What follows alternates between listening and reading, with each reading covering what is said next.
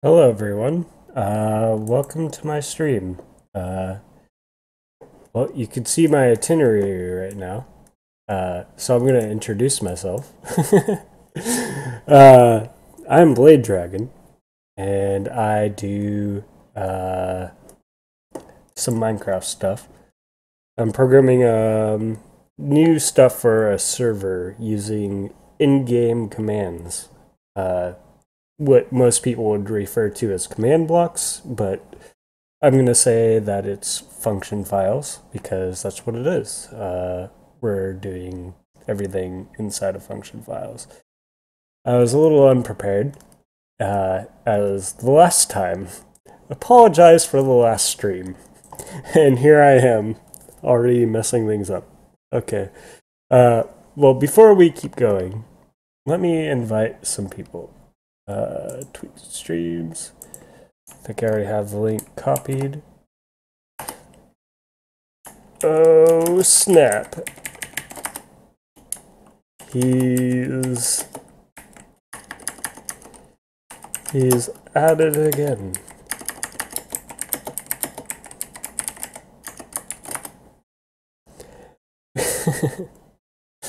Oh no. You could see how terrible my typing is. As a stream that's going to record programming and stuff. Um yeah, being typing that slow, like that that's weird. Anyway, so I'm coding in this feature. Let's see if this is part of the itinerary. Okay. Talk about a little bit about what City Cores is does. Oh, I didn't apologize for last stream.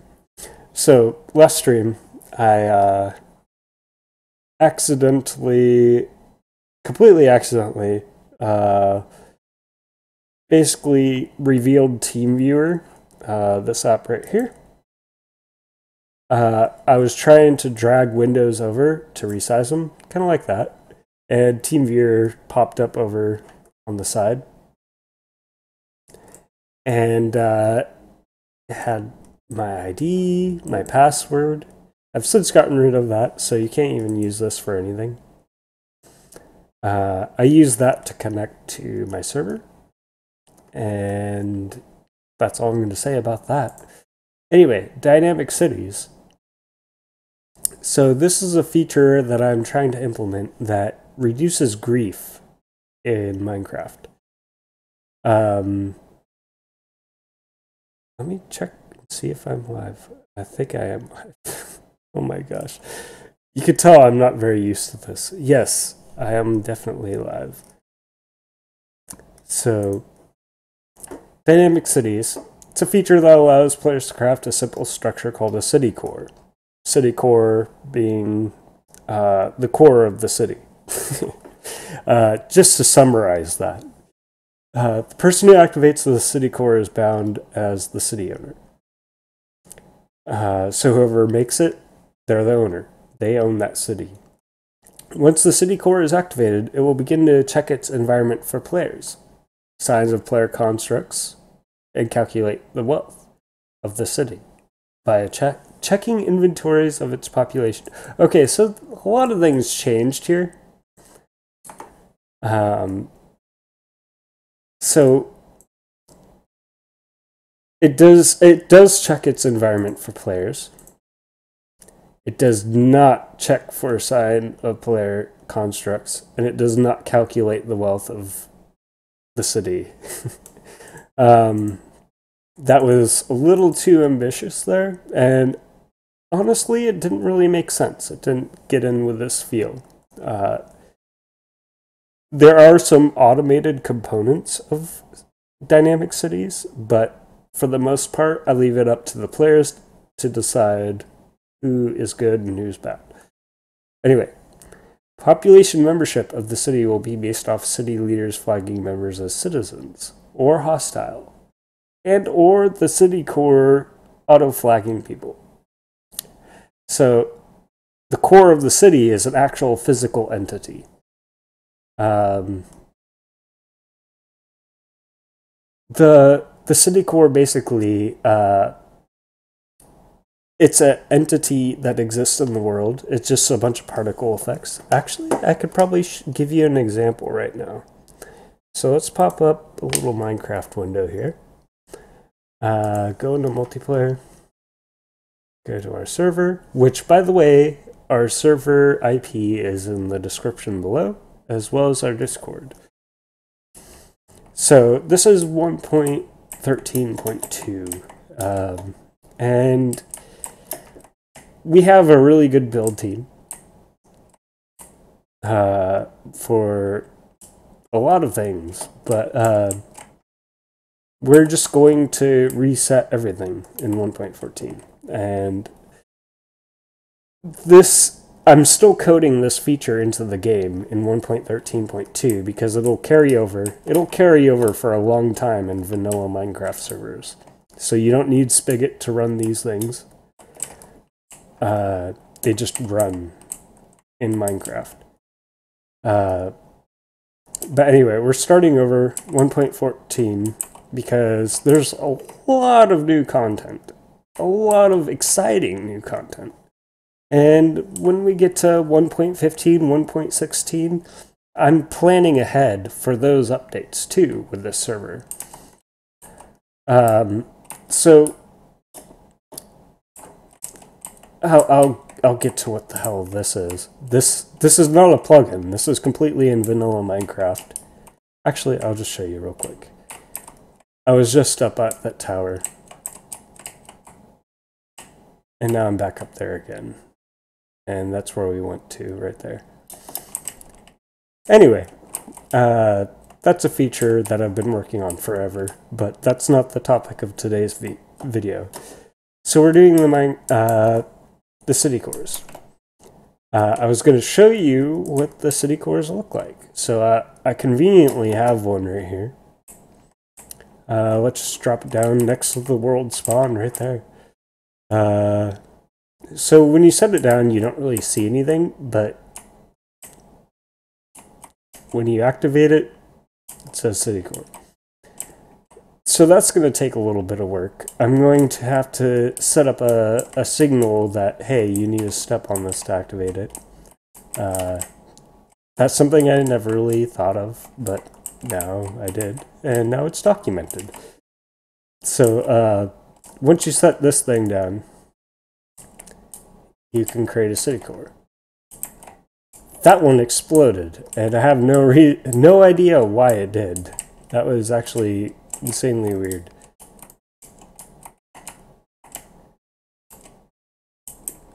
Alright, well, that looks to be a bug, but this is what a city core looks like right here. And it's an actual entity. You can hit it. See the hearts. It has a lot of health. Let's see here. I'm going to go into game mode survival.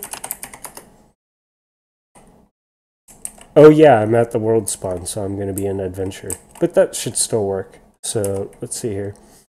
Now I have to set myself to... what city is this? Set... Nope. Scoreboard. Objectives. Set display. Sidebar. And then on the side, we're going to say C4.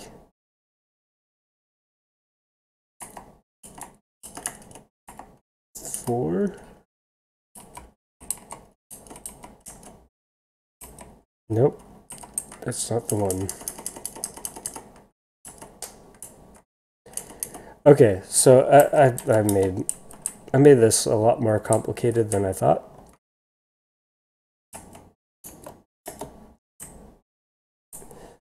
So there's a certain number of cities that can be made. Right now it's only 30. I have to code in every individual city, which is a lot of copy and paste and then modifying. There's the population for every city, which gets calculated. There's the city itself, which includes things such as the role of the player inside of the city.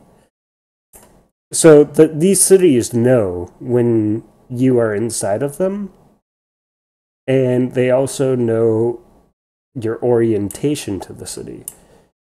So actually, let's look at the code. This is a good segue. Let's look at the code a little bit. That would be this one right here. Let's log into Ubuntu here. At a computer in Canada while I'm in the United States. Okay. So let's open. Oh yeah, we're working on a minigame server. This is confirmed for our Discord viewers. We are working on a minigame server. There's going to be some work put into that. It might not actually release alongside the Four Kingdoms in 1.14, but it will eventually be there. And these minigames, I'm intending for them to be unique. I don't want to just like have another spleef or another like capture the flag. Like I want actual new content. This is being worked on by 2 people. This is pretty much being worked on by 1. And this is the one we're in right now. So we gotta go to... I have all these open. So here's the city cores. When you create one, creates the entity. Yeah, I'm showing you all this. This is subject to change. It may no longer be a zombie pigman. We'll just have to see, because it conflicts with code if I use certain other ones, or certain other entities. But subject to change right there. Yeah, this just creates a city. And so cities, I have to code in every city by their ID. And also what city they are. So you see city 2 has its own ID system. City 1, city 3. This is still city 3. Yeah. City 2, city 1. All this is city 1. So these cities have a memory. They know if you've been there and if you're hostile, neutral, citizen, gentry, engineer, lord, so on and so forth.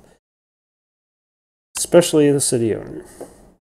I think people can look at this code, and if they know commands well enough, they could probably exploit my commands. So they could probably bypass stuff in the game. But we were looking for city ID, I think. Yeah. It's number 3. So I'm a part of City 3 right now, because this is the 3rd city here.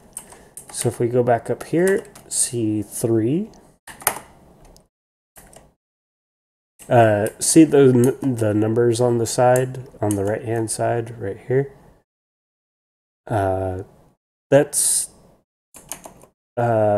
That shows the orientation to the city for those people. And the reason why you see players on there who aren't even online right now is because the city has a memory. The city knows your role in that particular city.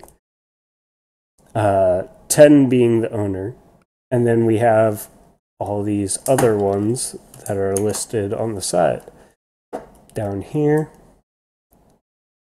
all these different roles that a player could have.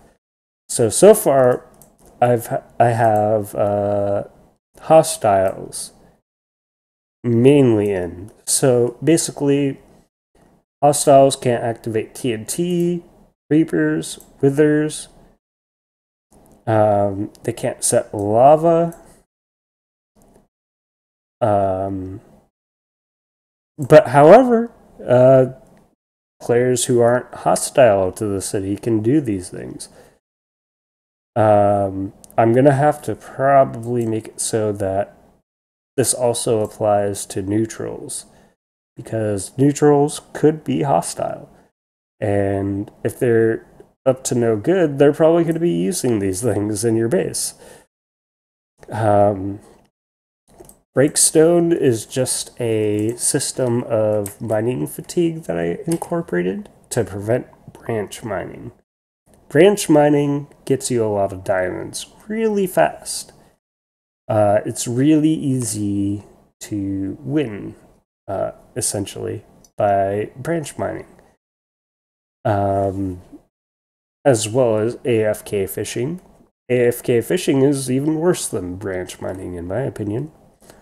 So, scoreboard, objectives, set display, sidebar. Breakstone. If you look at the sidebar on the right, just right here, I'm in adventure mode, and I'm not going to be able to get out of it. / game creative. Okay, so let's get far away from the world spawn, because that'll affect a lot of things.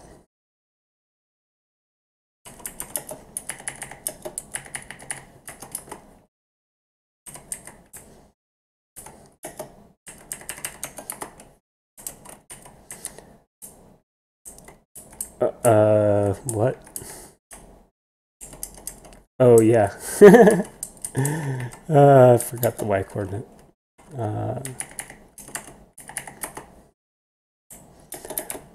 Alright, so I have some other stuff going on over here. Don't worry about that. This will all be gone in the update. 1.14. Which, by the way, while I'm getting myself set up, be sure to check out our Discord and the server in the description below.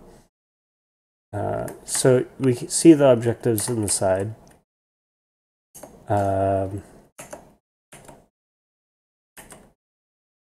Oops. Alright, so let's get out some pics.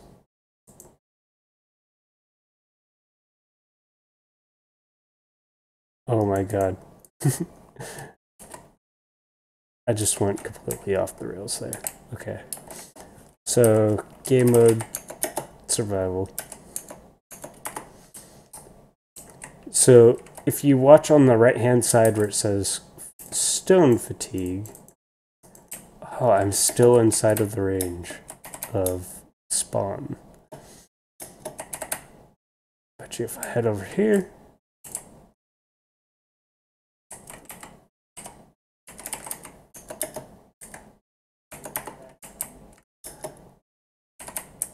I'm still too close. I think there's a little glitch there.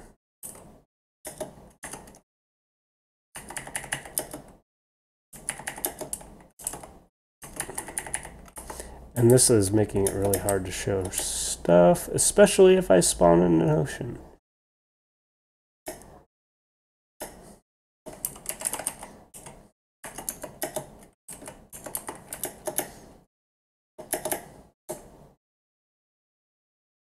Alright.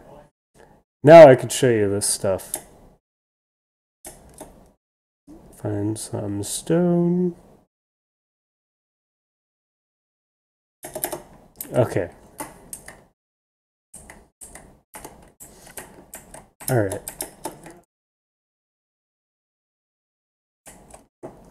That's actually really weird. I think I found a glitch in my system. So,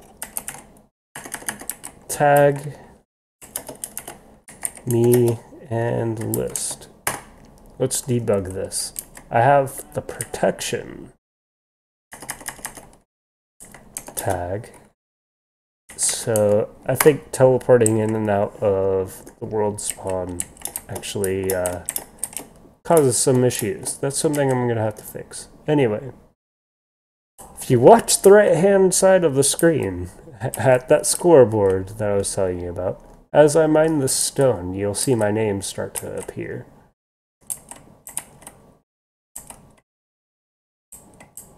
Notice how I'm mining stone just fine. A-okay. Oh, my name appeared over there. Oh, I'm slowing down. Mining became a little bit more difficult on stone. I mean, even things that aren't stone are a little bit harder than they should be. But that number isn't going up while I'm mining those other things. When I mine stone, that number goes up and my name moves up through that list.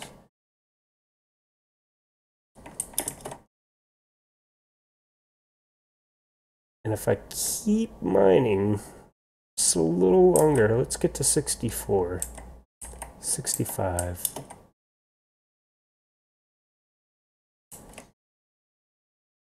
Keep mining these.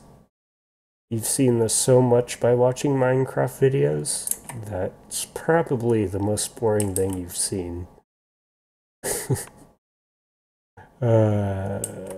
62, 63, 64. Oh, now it's even harder. Oh no. Oh, let me just sit here a little bit. Wait it out. I need to go for a jog. Let me jog it out. Oh, my number is going down. 63. Just go out here, 62. Now let's mine with a pickaxe. Let's mine some wood. Oh man, this wood is so hard to mine right now. Okay, okay. I'm tired of this. This is frustrating. My number is going down. I'm at 60. But now I can't do it anymore. I'm having such a rough time. So, let's just go back to creative mode. Let's this. Give ourselves some milk.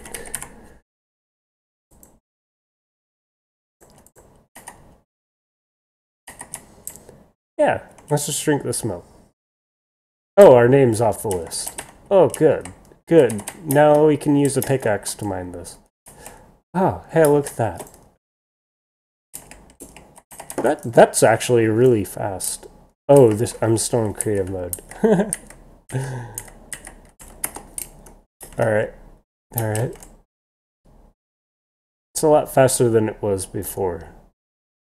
When we had, like, mining fatigue, too. So yeah, your mining fatigue goes up. You could drink milk to bring it down.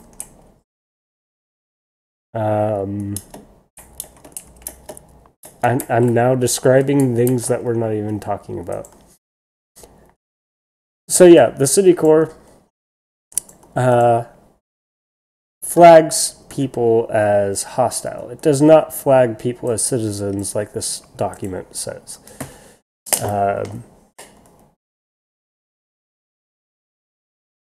And it's not based off the populations of the city. It's actually, the population actually does different things. So the population isn't really too valuable. It's more the owner of the city and the people that the city owner basically takes in.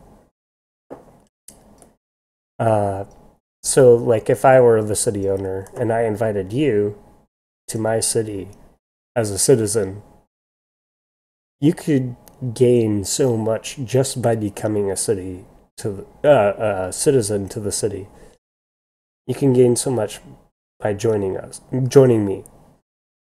However, if you attack the city owner could come up and say, "Hey, you're not a citizen anymore. As a matter of fact, you're an enemy, and you will be dealt with." So I kind of want to display what happens when you are hostile to a city. I'm gonna die. There goes all my command blocks. 5 80. So I'm gonna get all my stuff. Alright. So scoreboard, and this was City 3. Players set Blade Dragon C3.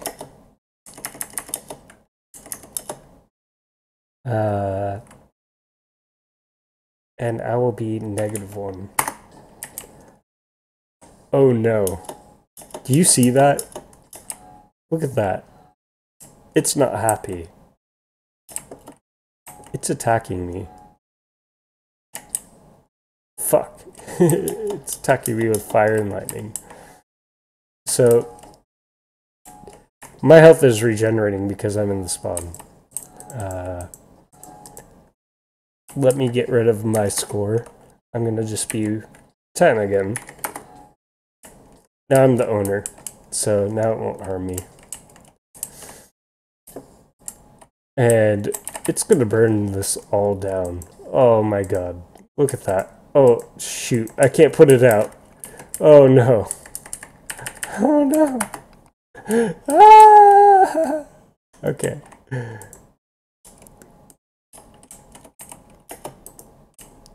There we go. Fixed it. Yeah. So it's really hard to take down the city core. Already, the hostiles can't do much.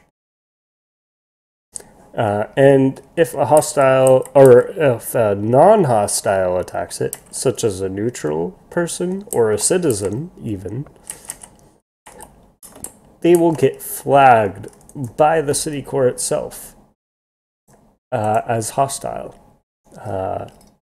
The city owner and the chief of the city can both flag players as hostile as well. So you got 2 player roles and the city core itself that can do this. And before I continue, I'm gonna have to take a short break. So let me do this. Itinerary gone. Will be back in 15 minutes. Haha. And then size this up. Just be good. Because I really need to go to the bathroom. And there we go. 48. But before I go to the bathroom,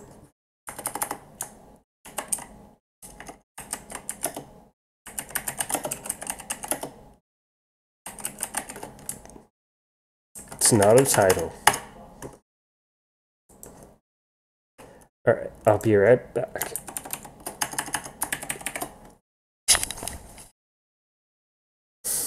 You can keep reading while I go to the bathroom.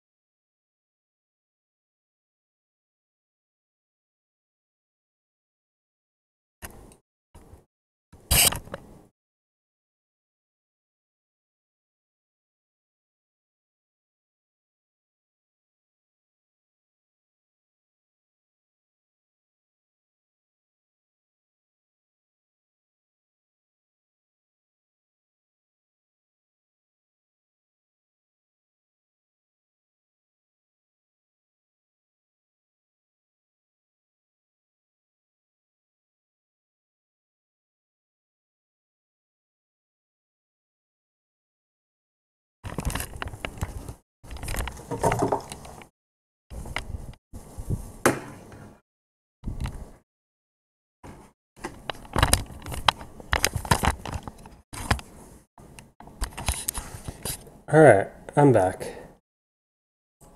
It was about 10 minutes, but who cares? Alright, so I think I've talked enough about this. Like, there's a lot that still needs to be done, as you can see. A lot of this isn't even accurate anymore. We've made some changes to how it works because of the way that it's coded. So let's just dive right into it. That's going to be right here.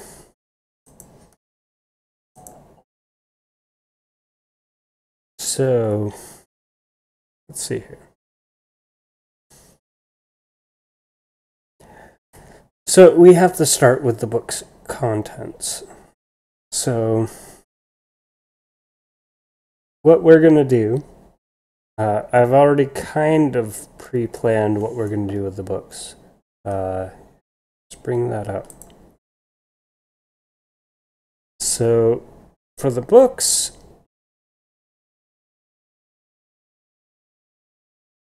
I put it in general chat. Wow. Why would I do that?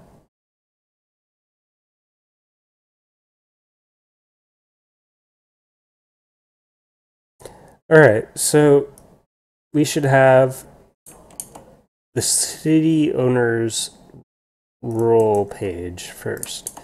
And basically what that's going to be is, so city 1 role assignment.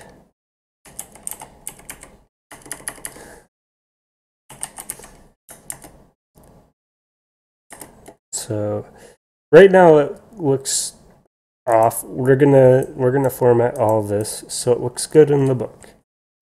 But for now,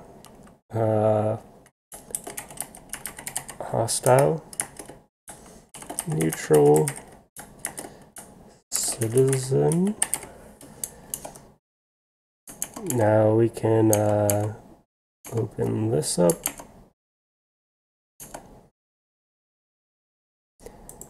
It's player flagging, okay. We're gonna add gentry.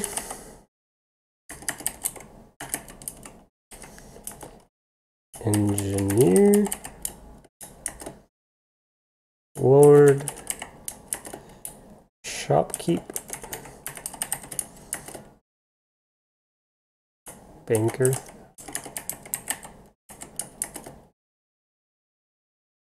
Planner.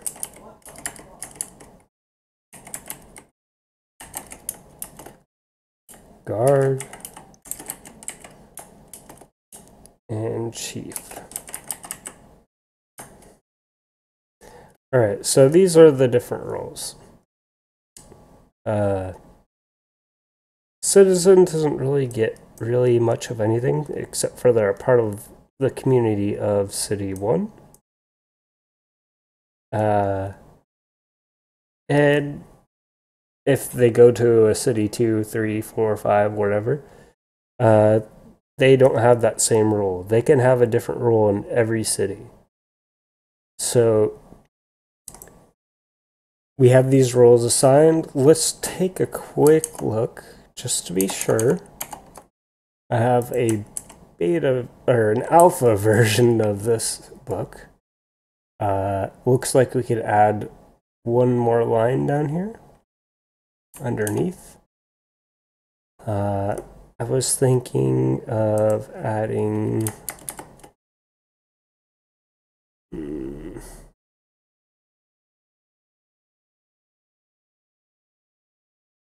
actually, I don't think I was going to add anything. So page 2 is going to be the index. Index is going to have the contents. So page -1.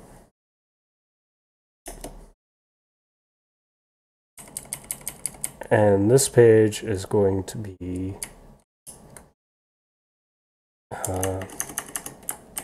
role assignment.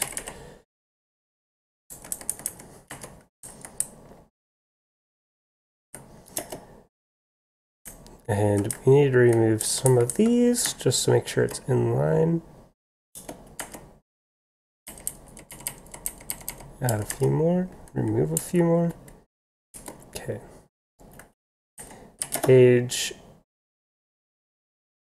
3. Okay, page 1, page 3, because index is on page 2. And you're asking, why is the index on page 2 and the role assignment on page 1? Good question. The city owner only has a certain amount of time, back up here at this window. City owner only has so much time to select one of these options. If they want to make someone hostile, they have to be able to open the book really, really quick. So, bam, hostile. Because it affects a certain range of the user of the book. So, hostile, like, if you spend forever dragging your mouse up to hostile, someone's going to get away before you flag them as hostile. So that's why the role assignment will be on page 1. The index is on page 2, which is what we're working on right now. Page 3, I was thinking about, let's see here, what were you wanting to do with page 3? Page 3 would be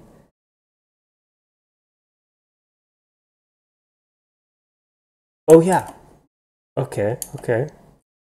So I'm trying to keep everything, because each one of these will have different things that they could do. The citizen, neutral, and hostile, they don't have anything particularly special that they can do. Neutral is punished less than hostile.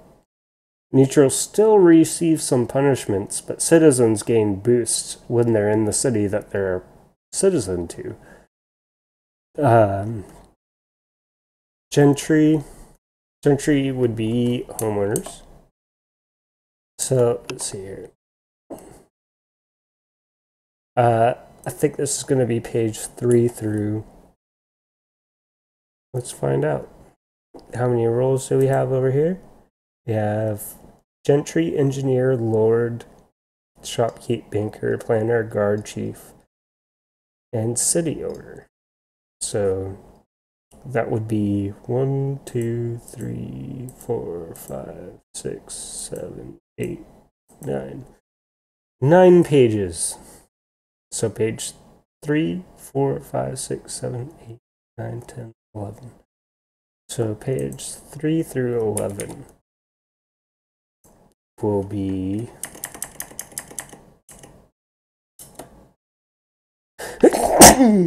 oh, sorry. Excuse me. Role functions.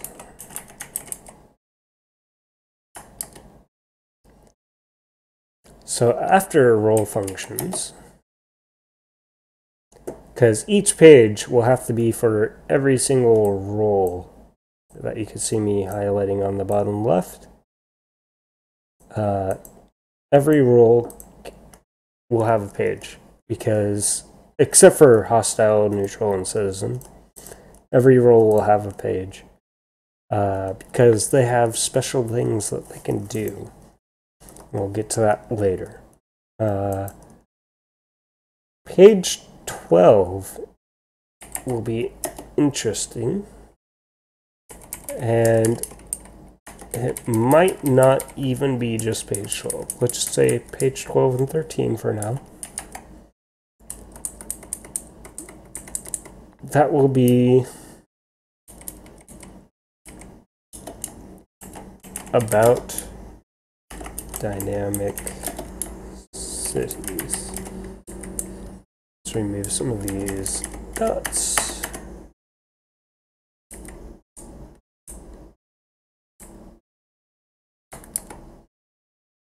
Okay, so that's going to be where it describes how the whole system works. We kind of went over some of it in the early part of it, but I think this will be more like technical information and limited amount of words used, because that's a lot of information to take in. The system that I'm creating is pretty intense.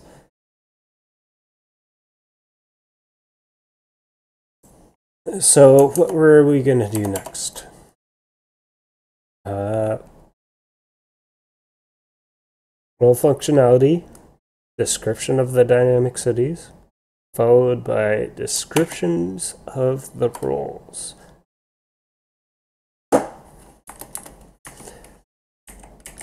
Page. Oh my gosh. There's probably going to be 2 pages for every role. So that's going to be 1, 2, 3, 4, 7, 8, 9. No, actually, that's going to be more. 1, 2, 3, 4, 5, 6, 7, 8, 9, 10, 11, 12. So we have to describe 12 roles in 2 pages each. So that's going to be 24 pages. We have to reserve.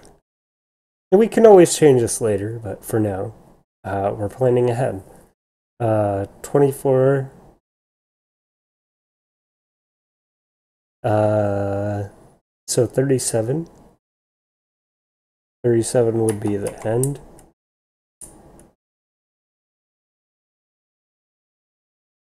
And 14 would be the beginning. That's a lot of freaking pages. Oh my god. Role descriptions.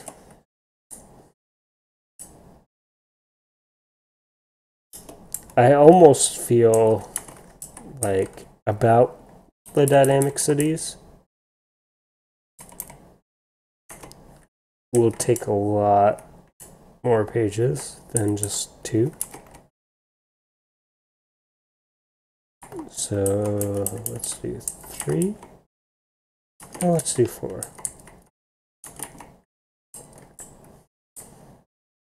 Okay. So we have role descriptions that we have to define. Keep in mind, writing these books for this, I'm making a really big deal out of it because actually it is a big deal. When I define role assignment and role functions, that means that for each of these roles that are listed in the book, you can actually click on those. If you are the owner of the city, you can click, for example, hostile, and that will tag someone as hostile. You could click neutral. If they're a citizen, they'll become neutral. You could have a citizen become a shopkeep, or a banker, or a guard. I still have to hash over a lot of these rules, but I added them in anyways because I feel that we can fill all of these rules, figure out like what it actually is supposed to do. Whereas hostile, neutral, and citizen are going to be easy, and also owner-in-chief are going to be easy. Banker and engineer, I have good plans for, and we'll see where that goes. But the more input I can get, the better I can make this. But keep in mind, I'm doing this all in function files. So you see, this is just for assigning and removing roles to 3 cities. If someone created a 4th city right now, none of these roles even exist. None of these adding or removing of roles exist. So I still have to add in everything. The good part about that is I already have it done for 1 city. And so I can just copy and paste and then change the value for every city. I can only program a certain amount of cities in, so that's why, if we scroll down here, you look what it takes to make a city core,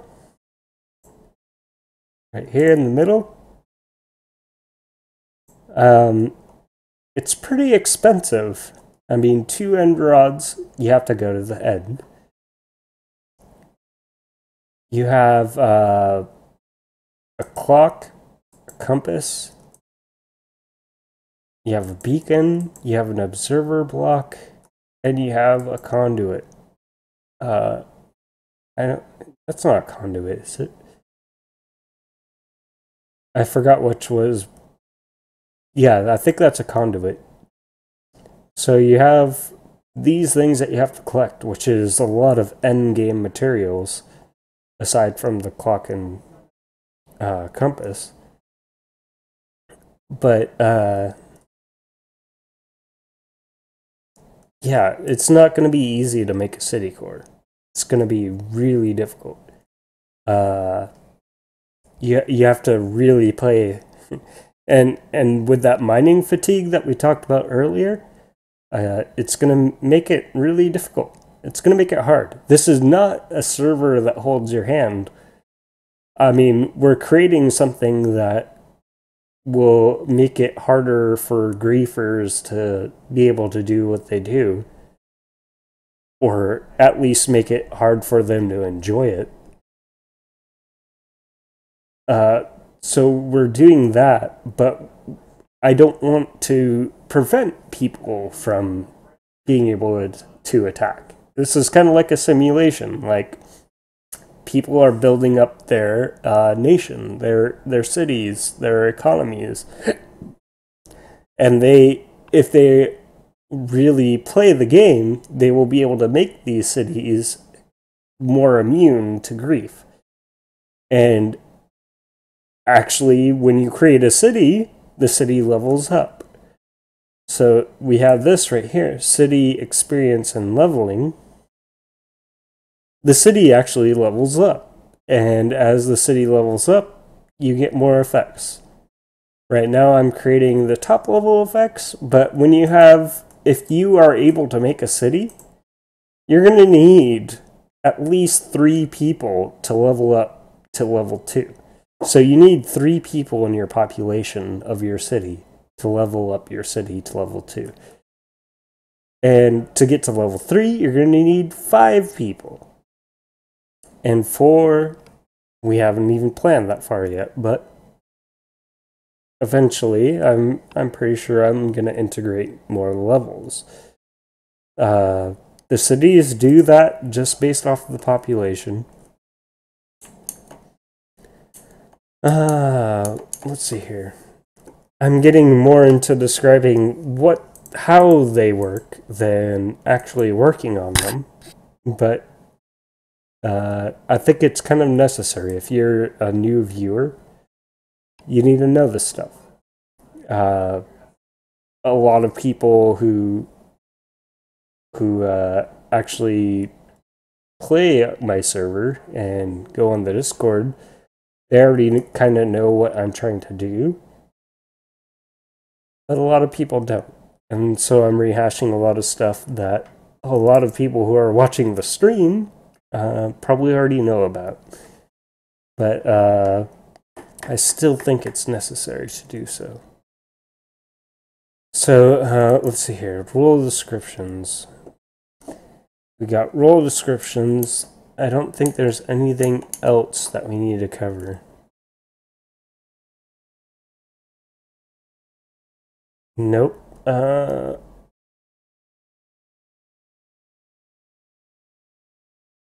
Yeah, I think that's all we need for this book. That's a lot of stuff to write in this book.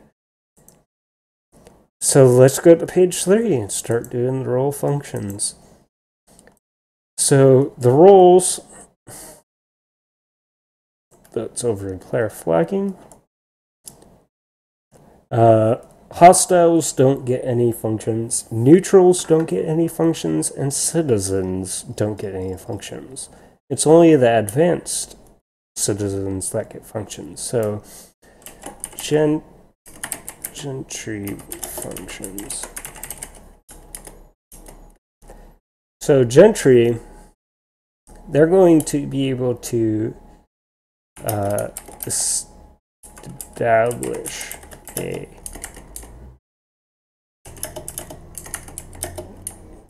homestead.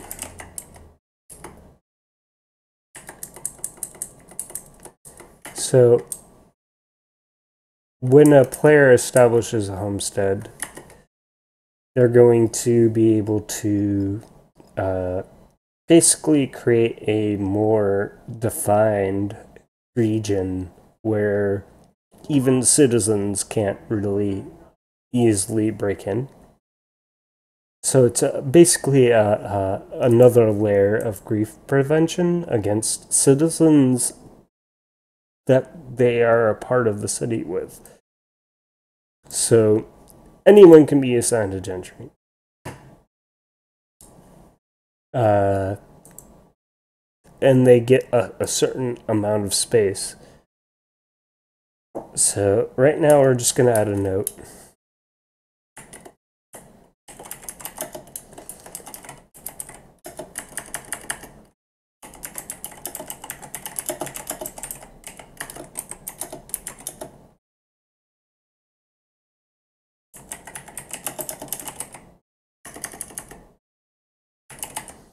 All right.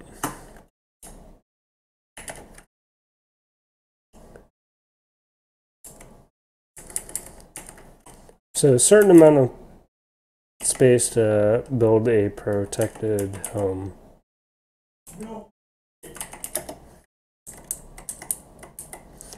So for now, let's just leave it at that. So engineer is an interesting one. I put it pretty low on the list, but it should have been higher, I think. Kinda doesn't really matter. But an engineer will be able to place stationary turrets once. Oh yeah. Since we're writing, okay, let me go back. Okay, so these are the functions. So this is what, if someone's an engineer, they'll be able to use these. If they're not an engineer, they won't. So an engineer function will be place a stationary turret within a city one time per day.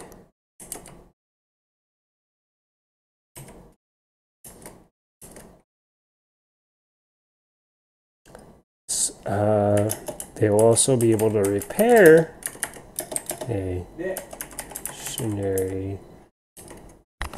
Yes? Hold on, I'm streaming. What? Okay. Okay. That was my roommate. No worries.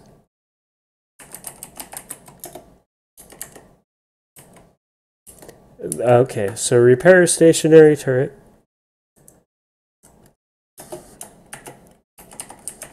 Requires 3 health. So what I was thinking is to repair something, a person will have to give up a certain amount of health. I could do it the resource way, but I don't know. I was thinking just having them give up their own health, make it a little bit more risky.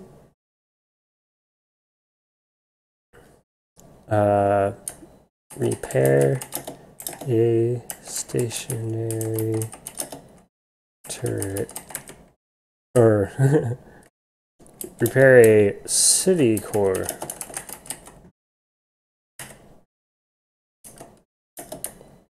And that will require 5 health. These numbers are subject to change. This is a temporary thing. I'm just trying to speculate and get my head around it a little bit better. So an engineer has a lot of capability to fix up things that are awry in the base. So if you have people invading that are trying to grief your base, which they're already having a hard time with, they have to face turrets and stuff. Those turrets can kill them. However, they might be able to damage the turrets. However, these engineers can come along and heal the turrets.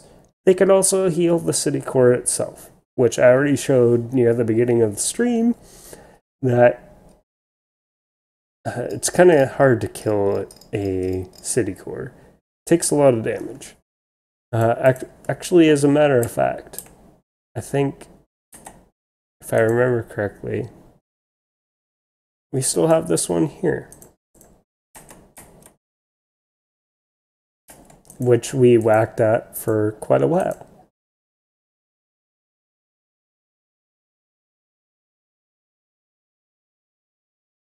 And if you see, with the diamond sword, no enchants.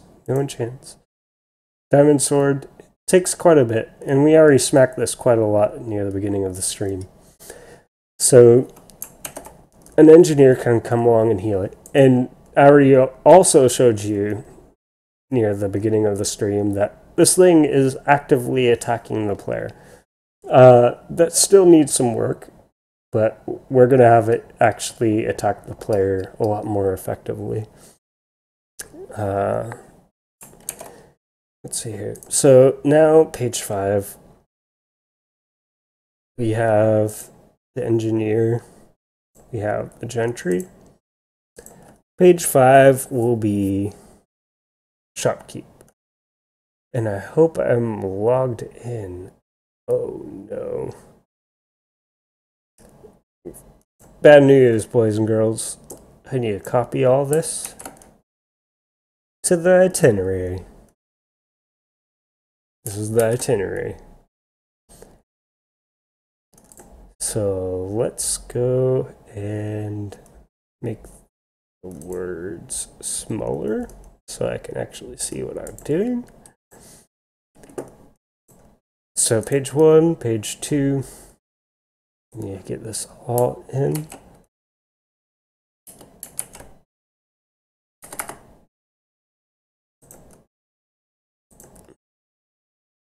Entry functions.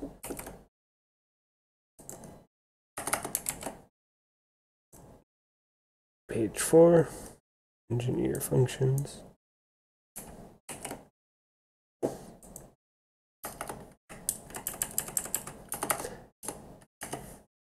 Sorry, folks, this is a little bit embarrassing.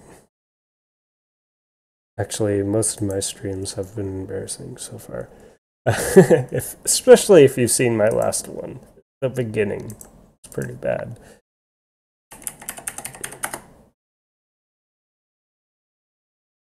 Okay, so you need a book. By the way, this Minecraft.tools site is amazing if you're trying to get certain kinds of code, like generators for code. It's pretty good.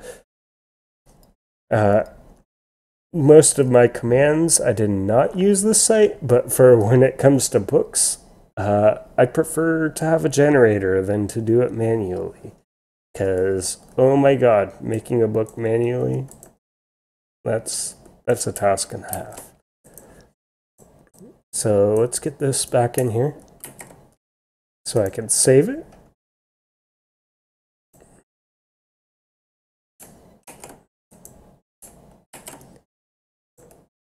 Gentry functions.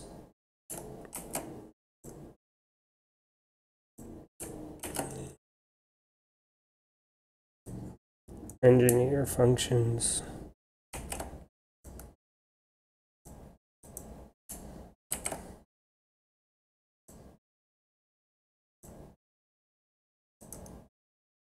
Okay, so page 5.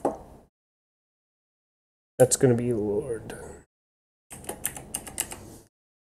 A Lord is going to be pretty much a Gentry, but they get a larger space.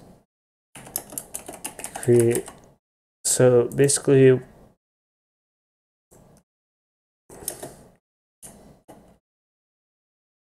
create a plot. Oh, let's see here. So it's gonna be kind of like plots. So let's say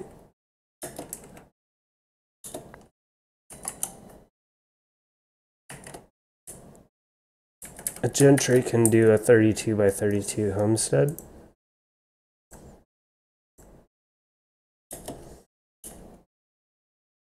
(64 by 64 for a Lord).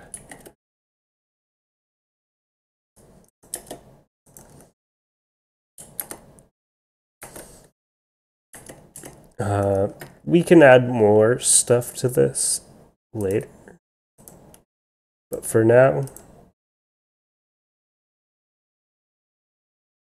we'll just leave it at that. We need shopkeep. Shopkeeps are going to be pretty important. Assign a bank 64 by 64.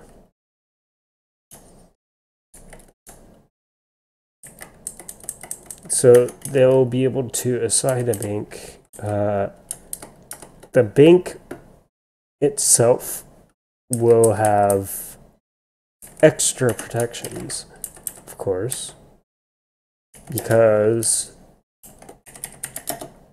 it will allow use of ender chests in it.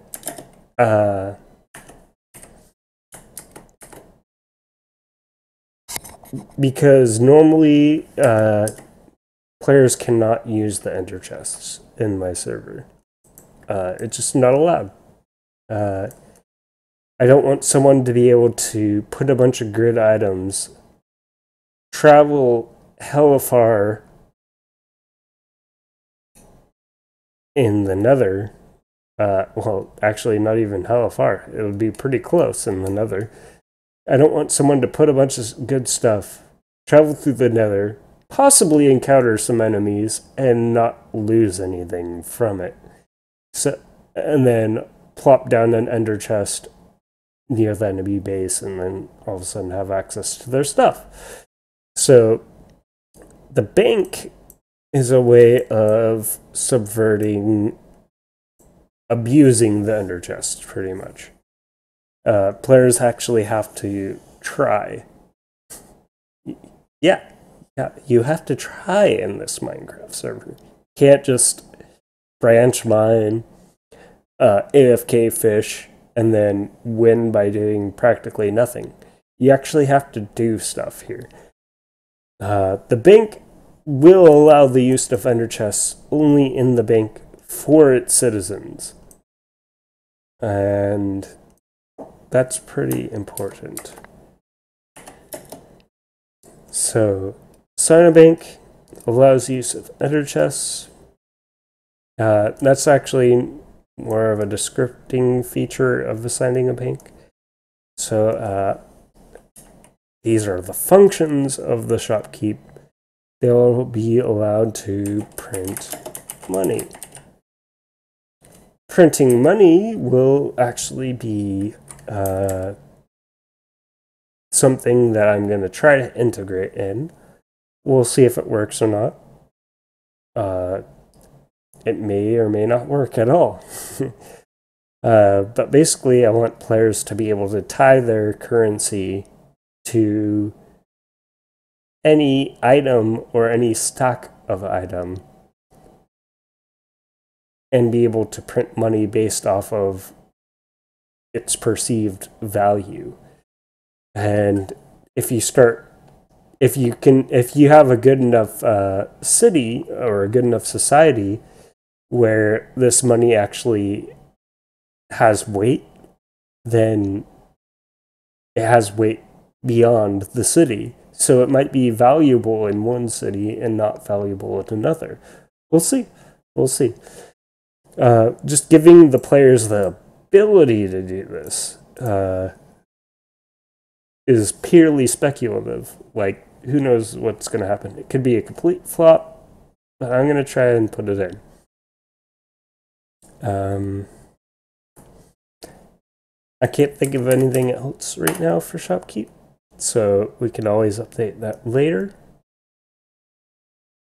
Let's see here. We're going to add in... Oh!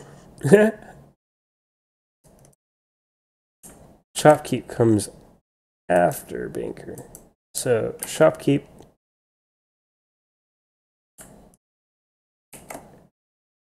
Wow. That went really bad. Banker. Oops. Yeah, Banker is on page 7. So these are all Banker's functions.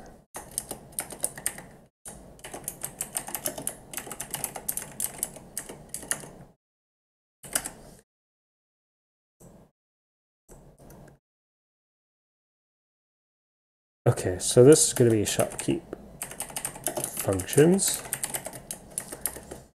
So players should be able to sell their wares even if they're offline. This is something I'm thinking about. This is actually going to be very difficult to program in, and it's going to be probably one of the last things to add in. Unless I can get a good idea on how to do it. So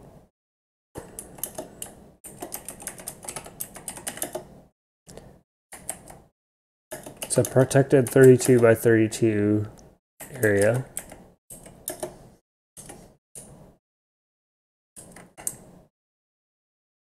So assign shop 32 by 32 area.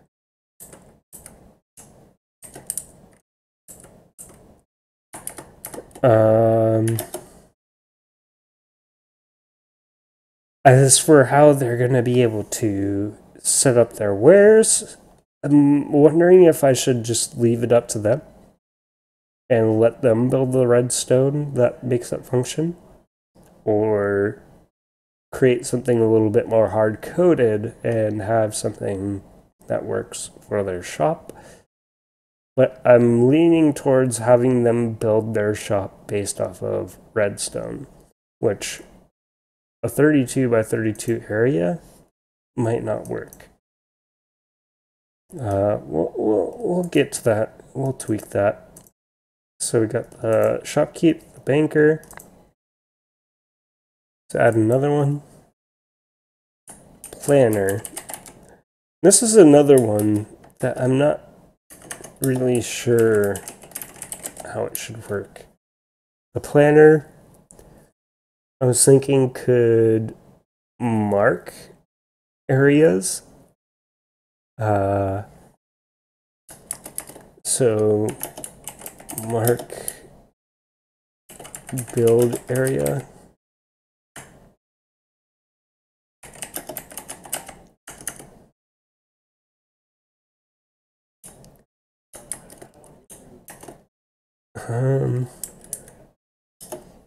Yeah, this one's a little bit difficult.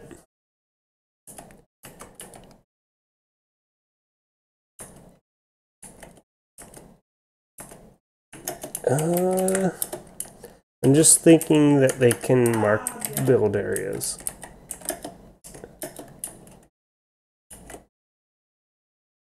So 5 by 5.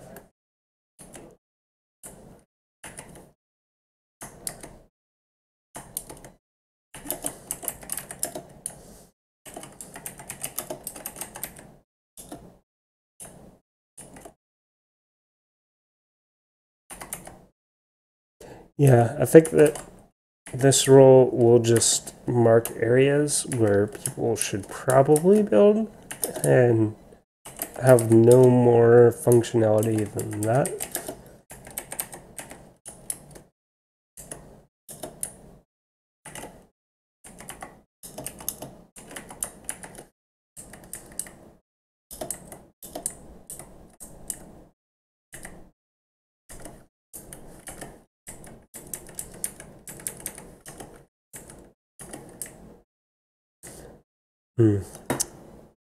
I guess we can come back to that one later. That might be another really difficult one.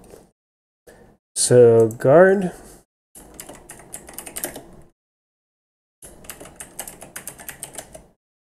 Guard functions, they'll probably be more like people who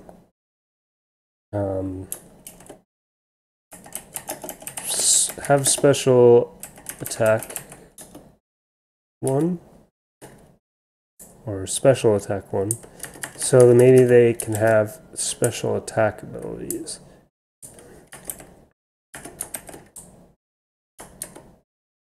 So if they click on any of these and they're inside the city that they're defending, they can use that attack, that special attack, to actually, you know, like hurt people that are trying to invade. So they can have special attacks. Maybe they can have special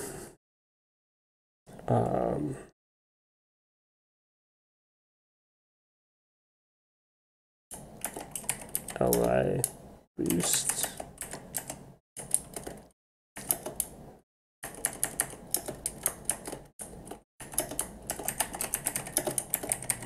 So these ones will actually boost allies rather than the guard itself. So the allies will gain, that are nearby, allies within the city that are near the guard can gain a boost to maybe speed or attack power or something.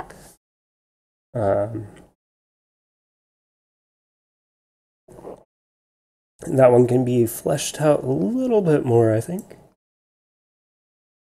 The chief functions. The chief pretty much has the same powers as a city owner, except for they cannot override a city owner or a city core itself. So a chief of a city, they have a lot of power, but they can't do much unless, I mean, they can do a lot. They cannot do as much or more than a city owner. A chief function, basically a chief can do anything on page 1. They can assign a role to anyone. But as far as functions go, I'm going to have to think about that. I think they should have some cool stuff. And then Page 11, city owner functions. So these are going to be very micromanagey kind of things, which I still have yet to plan out. The city owner already does a lot. They create the city, they own the city, and they have more power than everyone below them in the rules. So they always have top priority within the city. But maybe we can give them something a little extra that they can do. Maybe they can take some of the functions that the other roles have and use them themselves. We'll see. That's definitely something that can be arranged.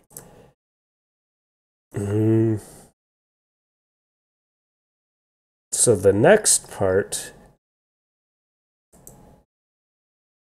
Wow, this is running pretty long. Let's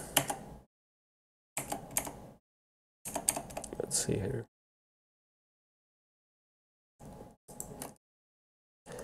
So, I mean, we have the roles, their pages set up.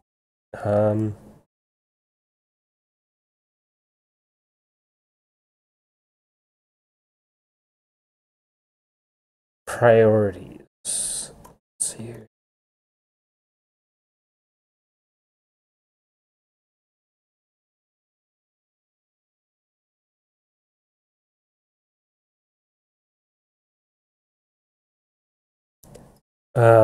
Description of dynamic cities. So back to index. It says that we're supposed to be on page 12 for it. Oh yeah. Yeah, we actually accurately did that. So page 12 is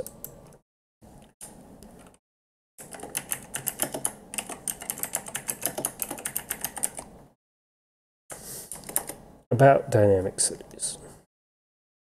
So this is where we actually describe what this thing does.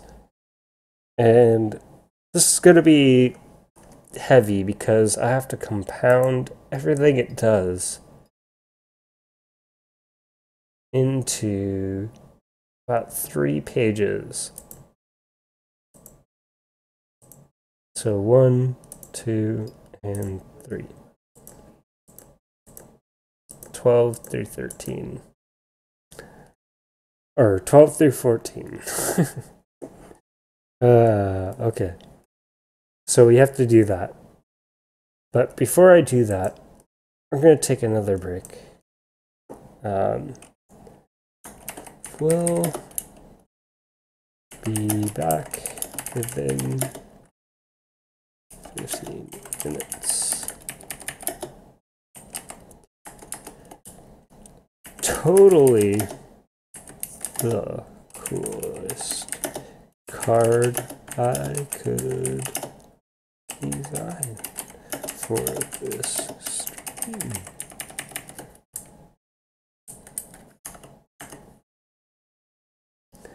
All right. Yeah, setting it up. We're doing it live. We're doing it live. Make it 24 this time. Probably read that.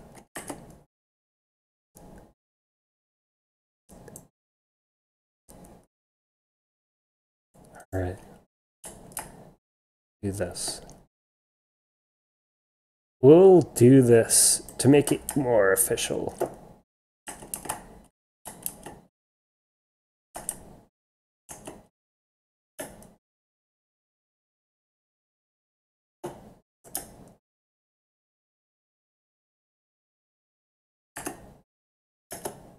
There we go. I'll be right back.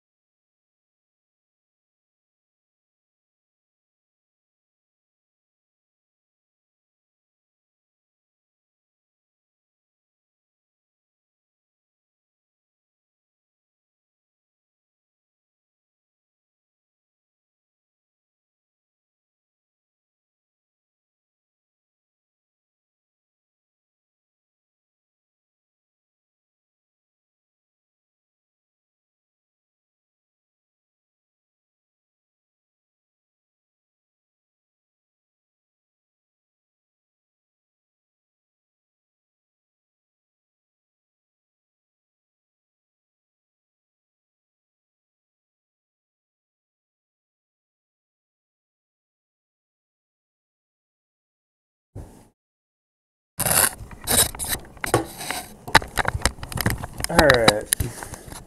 Okay, I'm back. So, where did we leave off? We're about dynamic cities. So, we need to describe how these things work, what they do, and the reason why I put this so far back on page 12 is because the pages 1 through 11 are basically for the people, the citizens of the city. It's for the citizens and the owner of the city to use. And I want them to have quick access to that, and then the information kind of later down the line. So if they want to know how to use their role, they could just go to the index on page 2. They could read the role descriptions. If they're a banker, they can find their banker role by scrolling between 12 and 15. So the descriptions are going to help them a lot. But right now we need to talk about actually what the dynamic cities are. So, congratulations.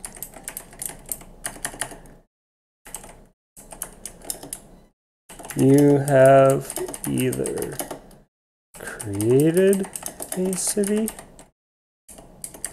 I'm going to capitalize that just because I can, or are now a part of that city's community.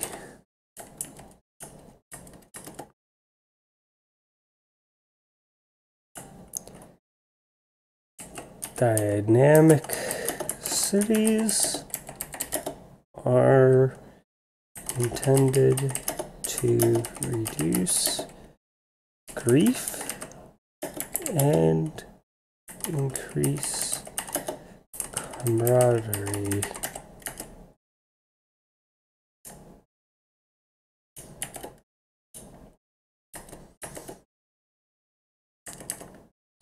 Okay. I think that's good for the first page.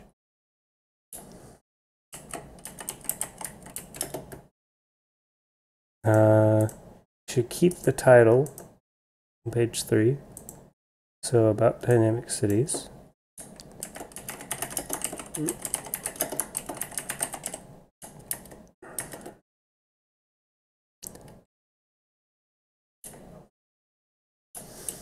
Now that you have a city core,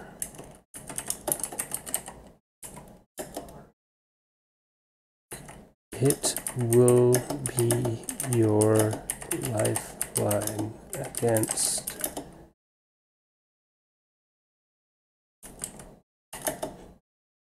the harsh and violent tides of players seeking you harm.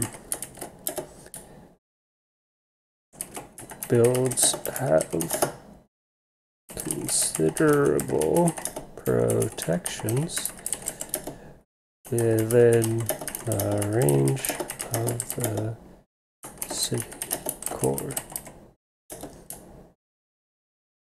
Any citizen can get a book by going near it. New book by. That might be a little long, and I might need to compress some of this verbiage.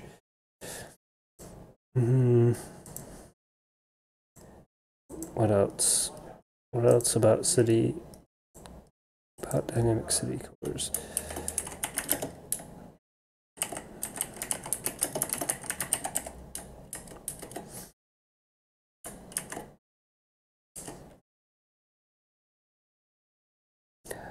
So let's refer to our document. The one that we saw earlier, right here. The out-of-date document, and see what bits are still there. So one thing I do know, oops,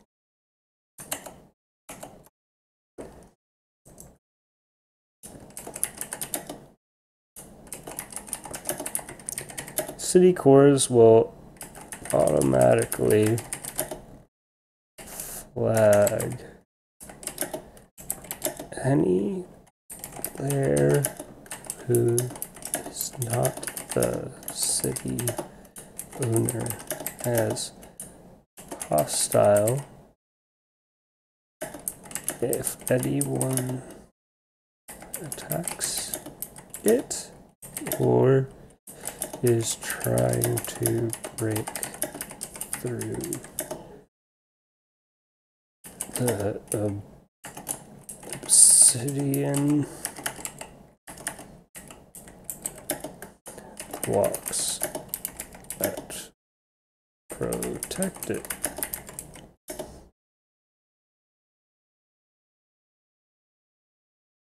Let's see, page 13.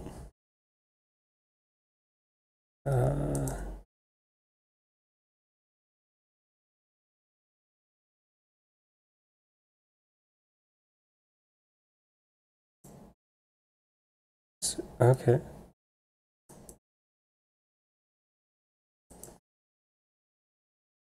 So we're going to describe hostile players later. So I don't need to do that here.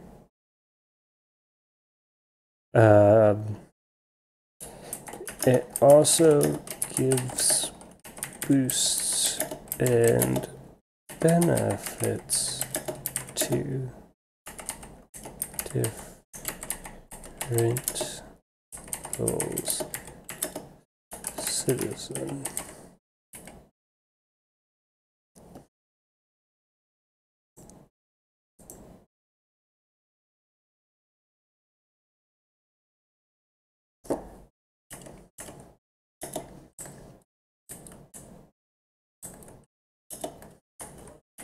If you are a city owner, you can remove the city core and put it elsewhere. All right. So we got some information.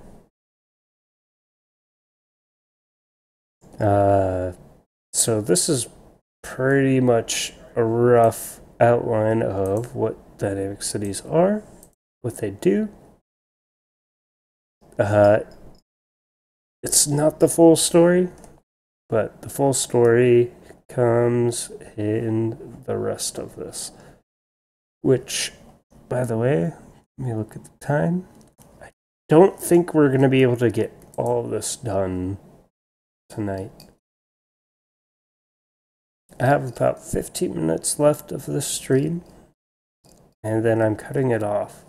Actually, not even 15. I have about 10, 12 minutes. I need to eat. I need to sleep. I have work tomorrow. I'm a normal person, I guess. Maybe not. Let's see here.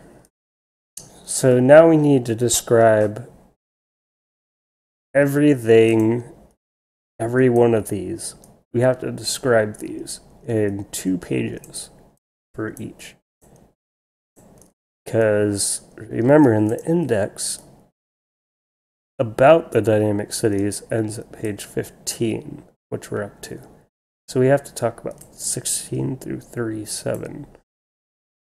That's a lot of pages for this book.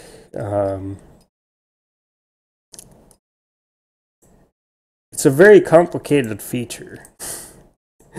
To be able to summarize it and make it functional all inside of 37 pages, I think is pretty good. But, oh man, a lot of people probably won't want to read this. And that's why I'm live streaming. I want suggestions. I mean, by all means, go into our into the about section of this video. Get some more information. You can play the server at mc.homiecraft.net, or you can go onto our Discord server. Our Discord server is right here. discord.gg/8rwebbyw. Get your caps straight. Get your caps on point. This is how you join. 8, capital R, lowercase w, capital BBY, lowercase w. Yeah, come in here, ask me questions. If I made a mistake in this stream, if anything is awry, you need to give me feedback so I can fix things up. Tomorrow, it appears to be a Thursday. So, I'll probably be doing one more stream tomorrow at about 8 p.m. 8 or 8:30 p.m. Pacific Standard Time, PST. Just so I can finish this up. For now, I'm going to save it. If you guys need the link to this document, you can actually leave suggestions and feedback like you see on the side, on the right-hand side of the document itself. You can leave comments. You can highlight a piece of text and be like, comment or suggest edits. I gave permissions to do that.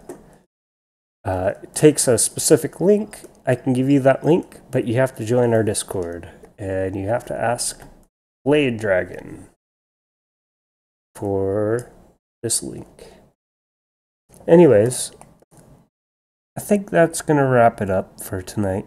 I don't think I'm actually going to write descriptions for all those roles, because I have to write a description for all of these in 2 pages for each, and we've only gone to page 15 tonight. Given I did show you a lot of stuff around the server, I guess in the remaining amount of time I have, which is about 6 minutes or so, I'll full screen this game, and I'll show you some stuff. Keep in mind, we are resetting the map for 1.14, and there's quite a good reason that we're doing. So, here's our admin room. Our admin room is very sparse, because most of the functionality I write. It goes into function files. Quake has cosmetics over here, which basically we can apply certain effects to people. Particle effects. This is a giant clock tower that was supposed to be up there at the spawn area. But we moved it down here because it was floating in the air, and it wasn't really ready. Also, we're just gonna start from scratch in 1.14, so you're gonna see a lot of new stuff when you start out. It's gonna be a lot more refined.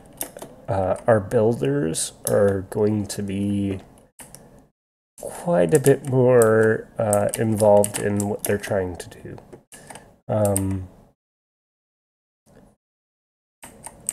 Here's the warp relays. I guess I could show you those before I log off in more detail. And this is the command stack that runs the cities, which is right over here. All these files are those command blocks you see. Those command blocks are running those files. And the bottom left of the screen, in the bottom left of the screen right here, all of these different files are run through that. And for the warp relays, over here, these command blocks and all these command blocks actually do that. And why is that torch lit? That's interesting. I'm gonna have to solve what's going on with that. But I guess before I log off, I'll show you the feature I've been trying to implement the longest, and I haven't been able to implement it until 1.13.2. Basically,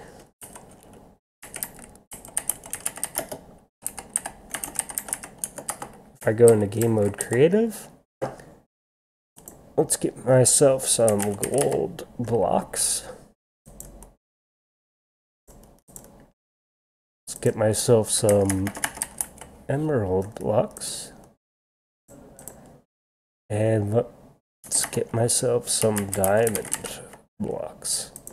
So here's something that you can actually build in my server. Doesn't matter where you put it. Doesn't matter the orientation you set it up in. So let's go over here. This little outcropping, you can see the flag over there. Let's put down a diamond block. Emerald. Emerald. Gold. Gold. Step on it. Oh, wow. There's a red particle effect. Now you can go up to 1,000 blocks away, which is quite a distance, but let's just go over to the swamp here. Yeah, swamp's good. So there's that tower up there. Now let's set another.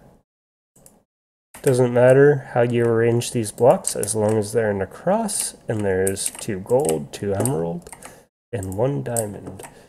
So we stepped on that one, it had a red particle effect. This one has a green after we step on it. Oh, look at that. We're looking at the flag. Bam! Still looking at the flag from a different angle. So these warp relays, they face toward the last known person that exited. So if I exit this relay and I run this way,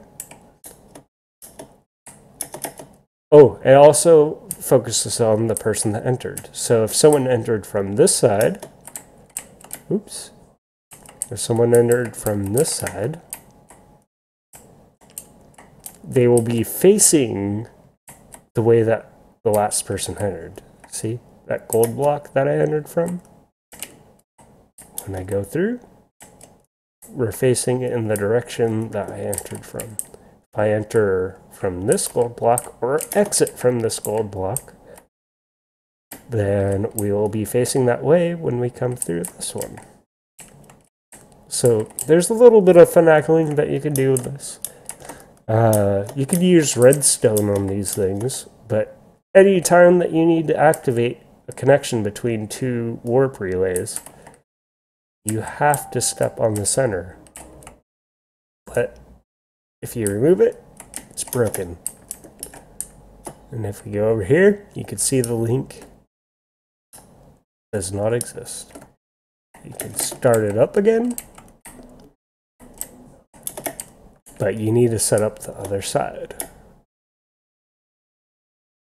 This is all done in functions, folks. There's no plugins involved here. So you can run this in complete vanilla Minecraft. And that's what we're trying to do with the city cores as well. No functions. Anyway, I think that's going to be about it. I think I ran a little bit over my time, but that is fine. Actually, we're right on time. I planned to stream for about 2 hours. It's been 2 hours. So let us go. You guys, I hope you enjoyed. Remember to check the description below if you want to join our server or join our Discord. It's all linked below. And have fun. I'll be doing this again. Hopefully we can finish up the books. And yeah, that's about it. Have a good night. Later.